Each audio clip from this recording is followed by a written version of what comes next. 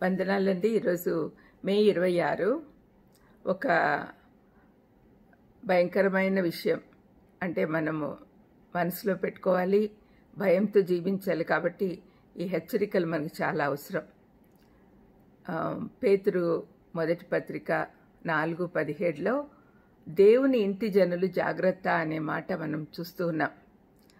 తీర్పు దేవుని ఇంటి యొద్ద ఆరంభమగు కాలం వచ్చి ఉన్నది.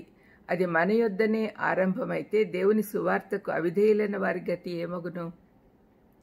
ఈ మాట మనం ఎప్పుడు కూడా గుర్తు చేసుకోవాలి. తీర్పు చర్చ్ నుంచే మొదలవుతుంది అని చెప్తున్నారు.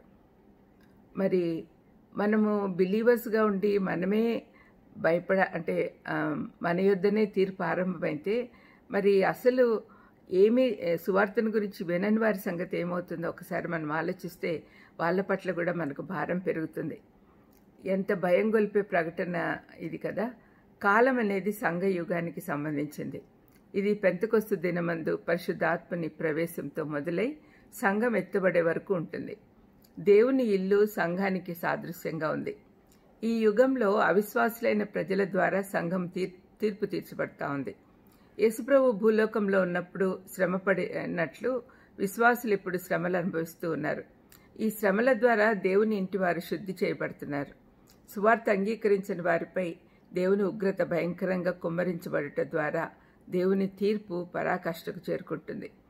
తన సంఘంలో పునరుజ్జీవము పునరుద్ధరణ కొరకు విన్నపం చేయ వారి కోసము దేవుడు వెతుకుతూ ఉన్నాడు.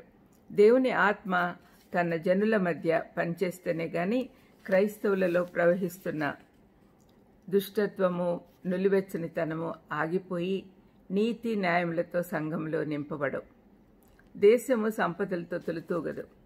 పరిశుద్ధులు దుష్టులను తీర్పు తీర్చమని అడుగుతున్నారు, కానీ దేవుని ఇంటిలోనే తీర్పు మొదలవుతుందనే సత్యము తెలుసుకోలేకపోతున్నారు. కాలం వచ్చి ఉన్నదని అర్థం చేసుకోలేక ఉన్నారు. మనము నిర్లక్ష్యంగా ఉంటున్నాం రెండవ రాకడ గురించి. కాలం సమీపించి ఉంది, ఎక్కువ సమయం లేదు, సమయం వ్యర్థం చేసుకోవద్దండి అని ఇలాంటి హెచ్చరికలు బైబిల్లో చాలా ఉన్నాయి.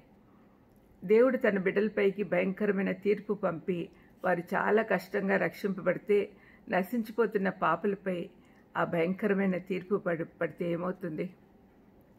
అందుకే ఎప్పుడు మనలను గురించే మనం ఆలోచిస్తూ ఉండడం కంటే మన చుట్టూ ఉన్న నాశనానికి వెళ్తున్న పాపల గురించి మనం ఆలోచించాలి.